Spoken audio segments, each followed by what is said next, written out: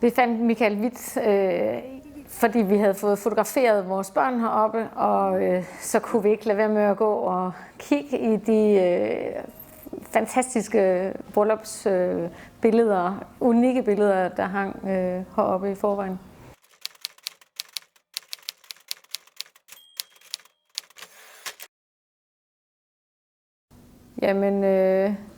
Jamen, først havde vi ikke gjort os nogen overvejelser, for først var der ikke nogen, der havde friet, men da der så blev friet, var der ingen tvivl om, at vi skulle have noget, som var unikt, og som kunne være i vores kommende fælles hjem som noget lidt mere storslået, end det man normalt ser. Og der en bryllupsbog, som man ikke får slået op i, det var ikke lige os. Så vi ville godt have noget på væggen, som var ligesom et maleri med os på, men uden at det så var os, der kun var i fokus med noget andet i baggrunden. Ja.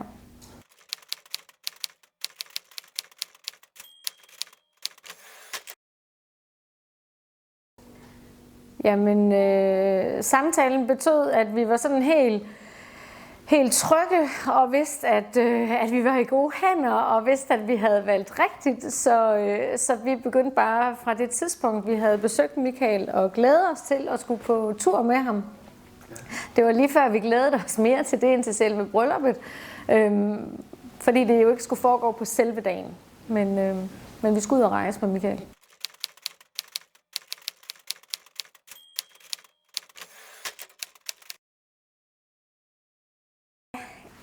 Et billede til vores hjem, altså en masterpiece, og vi valgte Italien, fordi Italien er bare det sted, som vi begge to kommer til at tænke på som det mest romantiske sted.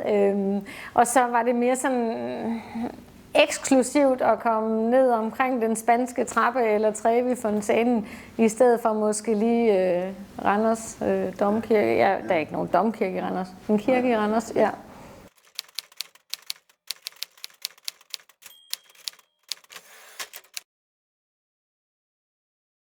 Ja, altså først var vi jo blevet fotograferet de steder, som vi selv havde udpeget, Trevi-fontænen, den spanske trappe. Og så skulle vi mødes med Michael igen om eftermiddagen, for ligesom og vi vidste ikke, hvor vi skulle hen. Altså det var lidt sjovt at skulle have bryllupstøjet på igen og blive kørt afsted ud. Og så kom vi ud til et fantastisk sted, noget der hedder Calcata, som er en by, der ligger en meget gammel by, som ligger på ligesom en bjergklippe, og så var vi derude og blev fotograferet i de mest, det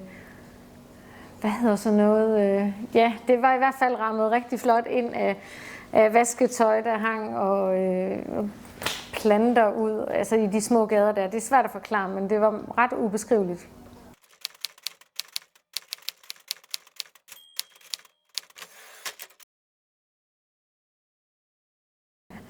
Jo, det synes jeg. Det er vi ret spændte på.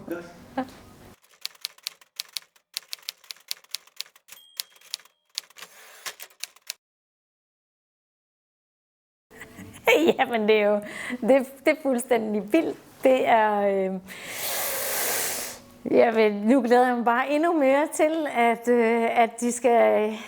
Ja, og nu siger jeg de, fordi vi kunne ikke vælge et, vi blev nødt til at vælge to. Men nu glæder jeg mig bare endnu mere til, at vi skal have dem hjem og hænge, så vi kan glædes over vores bryllup en gang til, hver eneste dag.